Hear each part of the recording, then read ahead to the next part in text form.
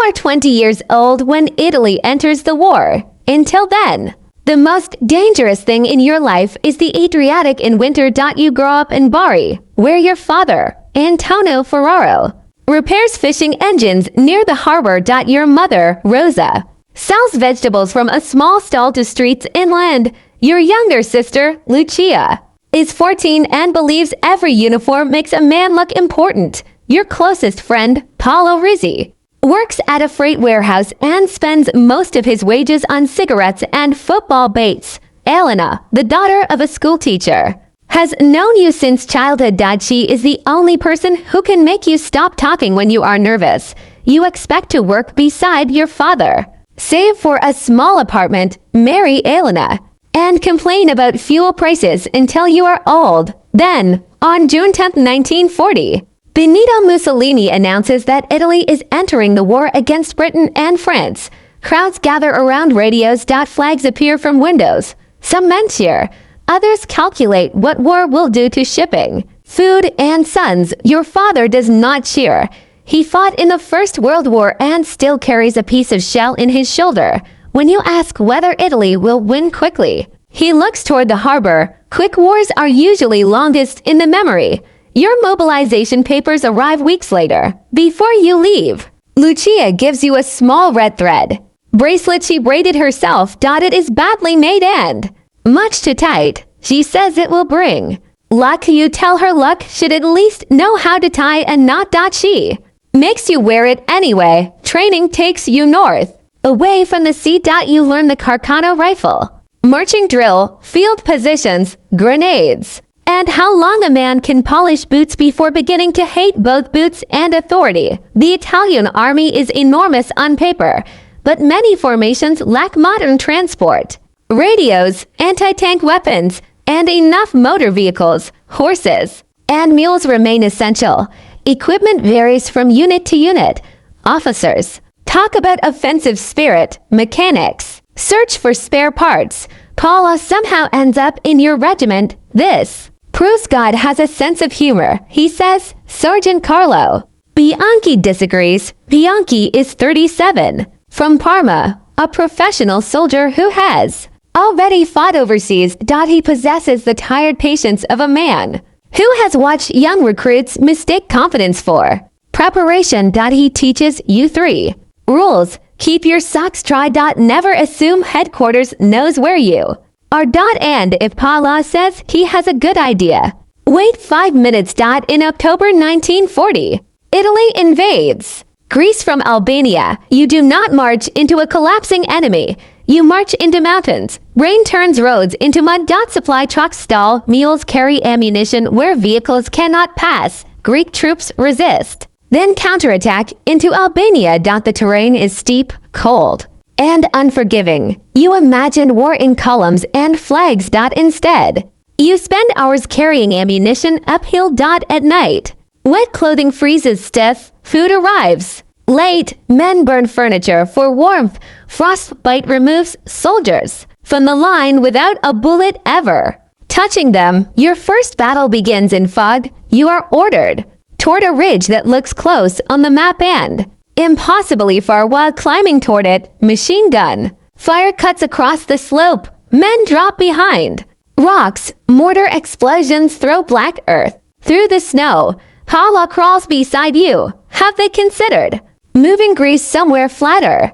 You laugh once. Then a soldier named Ricardo is hit 10 meters ahead. The laughter stops. Bianco orders you through a narrow gully. You reach a stone wall and fire at shapes that appear and disappear through the mist. By evening, nobody announces victory. You simply receive orders to dig in. That night, you touch Lucia's bracelet beneath your sleeve.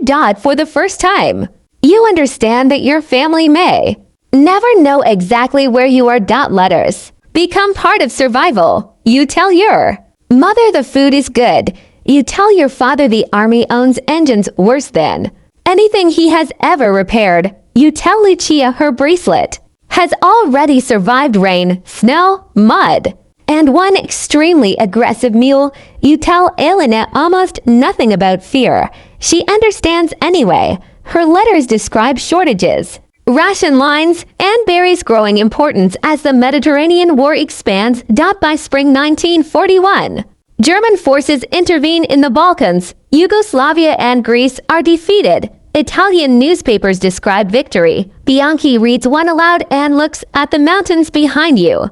Apparently, he says, "We have been winning incorrectly for several months. Your unit performs occupation duties. The war changes. There are fewer clear battle lines. There are patrols, sabotage, ambushes, and villages where civilians fear every uniform." One afternoon, your squad searches a farmhouse after ammunition is reportedly discovered there. Inside are an old man, his daughter, and two children. Cartridges are discovered beneath the floorboards. The old man insists they belonged to his son, who disappeared months ago. Nobody can prove whether he is telling the truth. The lieutenant orders the family outside. Then, he orders the house burned. Bianchi hesitates for only a second. Then he tells you to remove their blankets before the fire starts. It is a tiny act inside something much larger and uglier. You carry the blankets. Outside, the woman looks at you as though deciding whether you are helping her or helping destroy her. Home, you realize the answer can be both. That evening, Paula sits beside you. "I thought soldiers were supposed to know who the enemy was." Bianchi answers, "Before you can." That is what everyone says before the war starts. In 1942, your regiment is reorganized and sent toward North Africa. The Mediterranean crossing terrifies you more than the mountains. British submarines and aircraft threaten Axis shipping. You stand below deck inside a transport crowded with men, vehicles, ammunition, and fuel. One torpedo could finish your war without allowing you to see the enemy. You reach Libya. The desert is the opposite of Albania. No wet mountain walls. Almost no shade. Almost no water. Distances are so large that a position looks close until you try walking toward it. Italian and German forces fight British and Commonwealth armies across Libya and Egypt. You quickly learn that supply matters as much as courage. Every liter of fuel must cross the Mediterranean, survive attack, reach a port, and then travel hundreds of kilometers toward the front. Because your father taught you engines, you are attached to a motorized supply section for the first time since leaving Bari. Your hands return to work. They understand. You repair trucks beneath canvas while artillery sounds in the distance. You learn how to create one functioning engine from to dead. Once. Paula becomes a driver. This, he says, is proof the army has finally lost its mind. During the Axis advance in 1942, optimism returns. Tobruk falls. Men celebrate. Bianchi does not. Every kilometer forward, he says, is another kilometer the fuel must travel. By the time the armies reach El Alamein, the Axis supply system is stretched dangerously far. The British 8th Army strengthens its positions. In October 1942, the Second Battle of El Alamein begins. The night becomes daylight. You have never heard so much artillery. The ground itself seems to move. British forces attack through minefields and defensive belts. Italian formations fight alongside German units under enormous pressure. Some resist stubbornly, but determination cannot manufacture fuel, ammunition, or replacements. Your truck section is ordered forward with ammunition. Halfway there, aircraft attack the road. Paula jerks the wheel. The truck overturns. You wake upside down, hanging from a strap. Paula is screaming. His leg is trapped beneath the dashboard. Then you smell fuel. Bianchi crawls through broken glass. Another soldier cuts your strap. They drag you out. Paula remains inside. Fire begins beneath the engine. You crawl back. Bianchi grabs Paula under the shoulders while you pull at his trapped leg. The metal finally shifts. You drag him into the sand. The truck ignites seconds later. Paula watches it burn. I always hated that truck. His lower leg is badly broken. You carry him toward a field dressing station. The battle becomes retreat. Axis forces withdraw across Egypt and Libya. Vehicles are abandoned when fuel runs out. Men walk beside machines. They can no longer operate. Paolo is eventually evacuated too.